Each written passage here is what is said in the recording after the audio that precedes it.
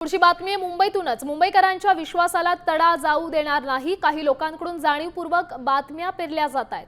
जनतेने जो महायुतीला कौल दिलेला आहे तो आम्ही स्वीकारलेला आहे आणि त्याप्रमाणे आम्ही पुढे राजकीय वाटचाल करू। राज्यभरात ज्या ठिकाणी माहिती म्हणून लढलो आणि त्या ठिकाणी महायुतीचाच महापौर होईल। उपमुख्यमंत्री एकनाथ शिंदे यांनी साम टीव्ही सोबत बोलताना ही माहिती दिली आहे।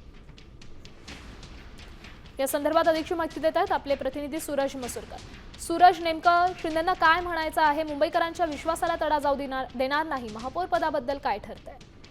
निश्चितच ज्या काही बातम्या काही दिवसांपासून चाललेल्या आहेत महापौर पदाबाबत, त्याच पदासंदर्भात आज उपमुख्यमंत्री एकनाथ शिंदे यांनी माहिती दिलेली आहे की जनतेने जो महायुतीला कौल दिलेला आहे तो आम्ही स्वीकारलेला आहे। यामध्ये कोणतेही डावपेच नाही। जर का पाहायला गेलं तर जे काही शिवसेनेच्या नगरसेवकांना हॉटेलमध्ये ठेवण्यात गेलेलं होतं आणि त्यावरून जे काही राजकारण झालं होतं, हॉटेल पॉलिटिक्स झालं होतं, आरोप प्रत्यारोप झाले होते, त्यानंतर खुद्द एकनाथ शिंदे यांनी ही जी माहिती दिलेली आहे की आम्ही कोणतंही राजकारण करत नाहीये, आम्ही जनतेचा कौल जो आहे तो स्वीकारलेला आहे आणि जिकडे जिकडे महायुती म्हणून आम्ही लढलेलो आहोत त्या ठिकाणी महायुतीचाच महापौर बनेल।